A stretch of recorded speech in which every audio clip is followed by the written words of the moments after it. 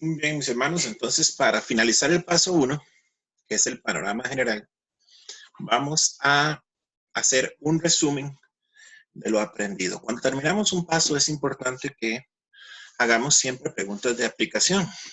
La pregunta más obvia sería, ¿hubo algo de lo aprendido que capturó mi atención, que el Señor me enseñó algo que necesitaba para mi vida? Esa es la pregunta más básica que tenemos que hacer. Entonces, siempre que terminamos un paso, busquemos qué me mostró el Señor, qué me enseñó por medio del estudio inductivo. Muy bien, después de hacer esa pregunta, vamos a repasar unos principios, mejor dicho, asuntos que hemos visto en el estudio del panorama general. Empecemos hablando del autor. Los primeros 5 versículos nos dan la mayoría de la información que el autor da de sí mismo. Como dijimos anteriormente, Judas es hermano de Santiago y también es uno de los hermanos de Jesús. Es interesante que tanto él como Santiago, que es conocido en el Nuevo Testamento como Jacobo el Mayor, eh, prescinden de su título, por así decirlo, o de esa asociación con ser medio hermano de Jesús, para simplemente llamarse siervos. La tradición afirma que ellos creyeron, la familia de Cristo, ya después de la resurrección del Señor.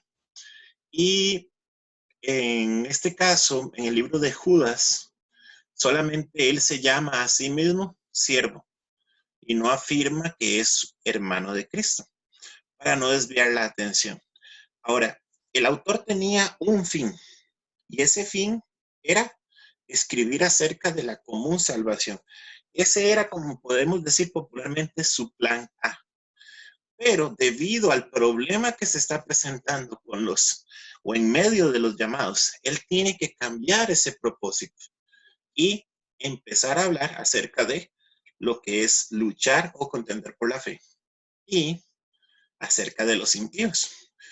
Por eso es que en el versículo 3 y 4 él cambia ese propósito que él tenía al escribir de la común salvación y ahí encontramos lo que hemos definido como nuestro propósito, el por qué escribe, para qué escribe el autor.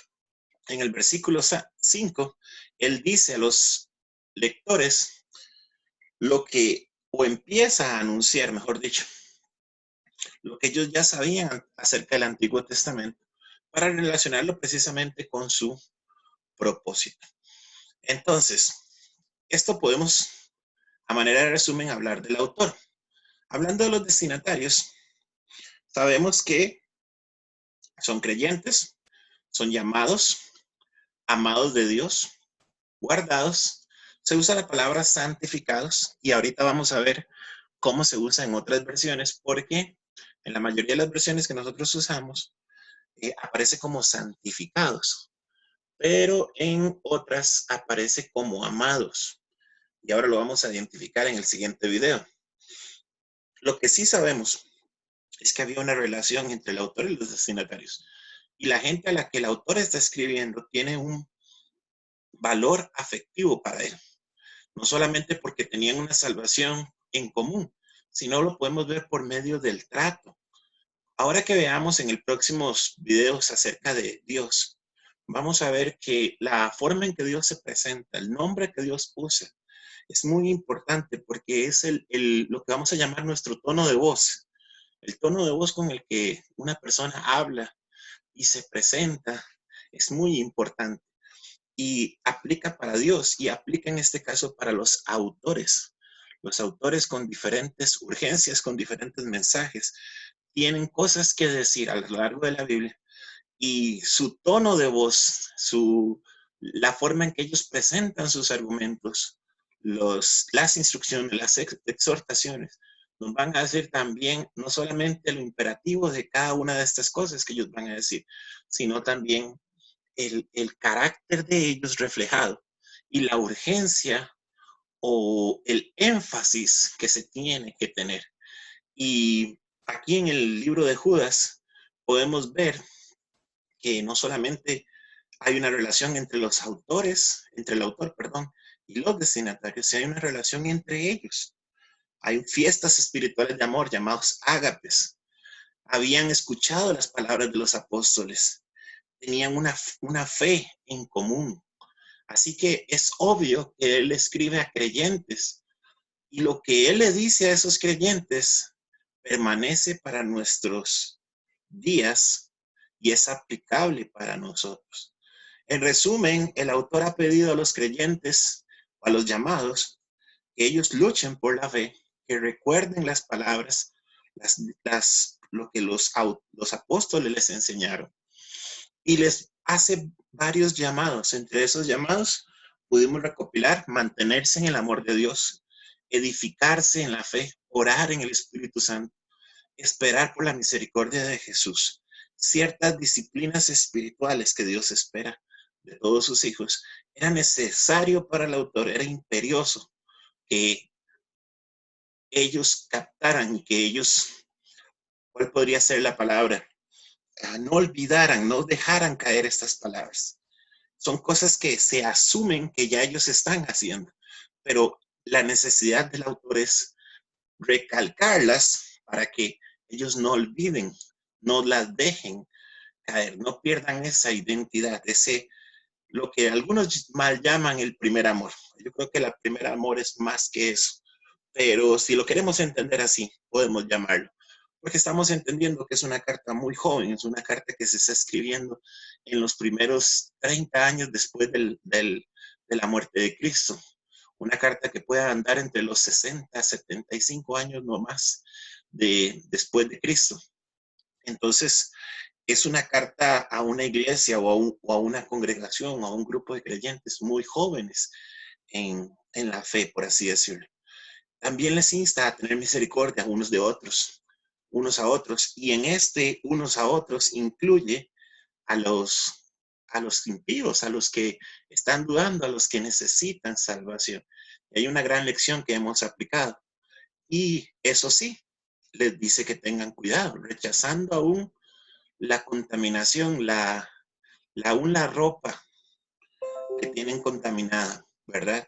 Entonces, qué interesante que en medio de la necesidad, el autor les recalca el también tener cuidado. Luego hablamos de los impíos. Hemos hecho una larga lista de los impíos. A partir del versículo 4 prácticamente ya se empiezan a describir el carácter de ellos. Se nos dice que están infiltrados entre los creyentes, entre los llamados. Y desde que ellos se han infiltrado, están haciendo, como decimos popularmente, estragos. No es nada nuevo, porque el autor hace un énfasis y va a poner una ilustración para que ellos entiendan que desde los tiempos del Antiguo Testamento ya este tipo de personas existían y vienen haciendo daño. Es toda una clase, es todo un clan, por así decirlo, y que el hecho de que ellos hayan hecho y que Dios en su voluntad permisiva haya dejado que ellos hagan todo lo que han hecho, no quiere decir que Dios no tiene un plan para ellos, no tiene un juicio para ellos.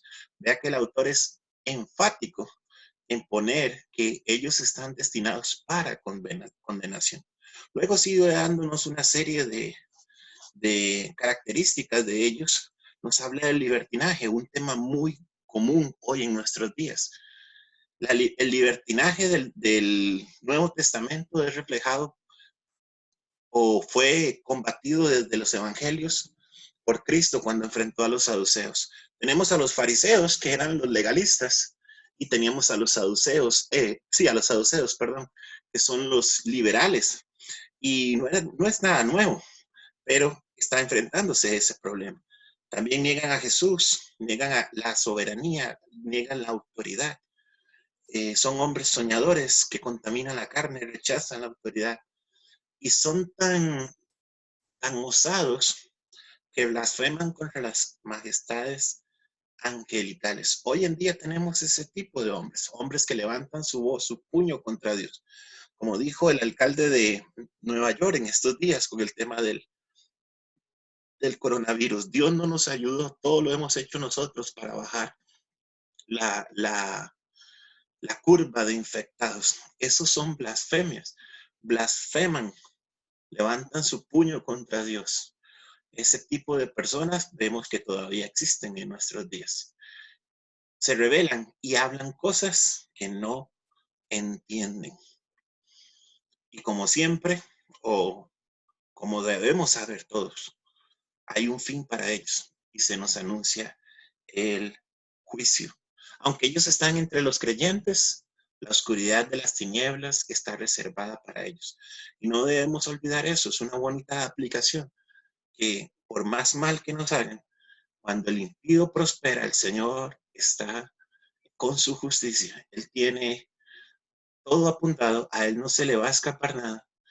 Nada de lo que nos hagan a nosotros, nada de lo que le hagan a la obra del Señor, aún lo que hacen contra Él, porque vemos en uno de los pasajes del mismo libro de Judas, que ellos, todas las palabras que han dicho contra Dios, Dios hará juicio por esas ofensas contra Él mismo. Son murmuradores, criticones, andan en sus propias pasiones, se les llama sensuales.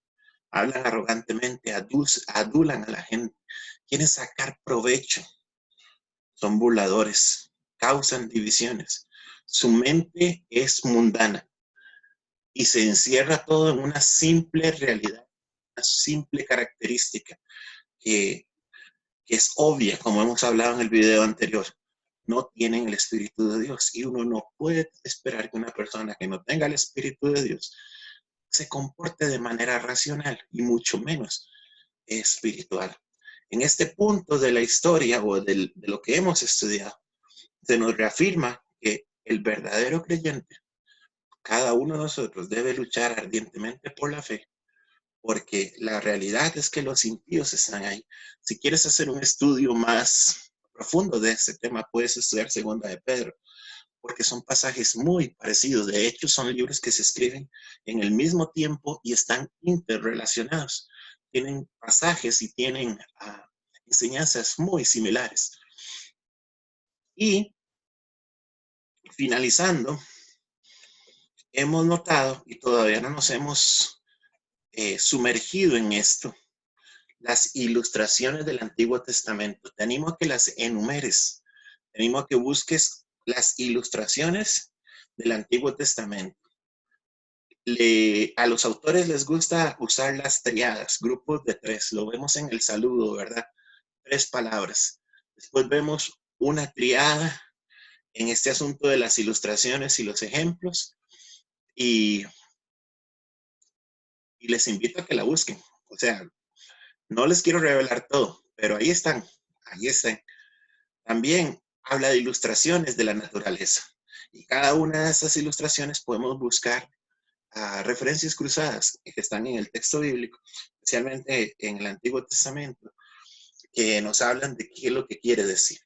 Y en los próximos pasos, especialmente en el paso 3, vamos a estar viendo lo que es el estudio de palabras y cómo estudiamos, con qué herramientas estudiamos y cómo después desarrollar las referencias cruzadas, que es el paso 4. Pero las puedes señalar y con un diccionario Strong y una concordancia en un diccionario Strong, que son las herramientas que vamos a usar, podemos también aprender muchas cosas de estas analogías, por así decirlo, o ilustraciones de la naturaleza. Entonces, vamos a encontrar una X cantidad de ilustraciones del Antiguo Testamento que el autor va a traer a colación para que identifiquemos cómo son estos impíos. Y también vamos a encontrar ilustraciones de la naturaleza con el mismo fin. Entonces, habiendo dicho esto, vamos a pasar al paso número 2, que es el estudio de capítulo.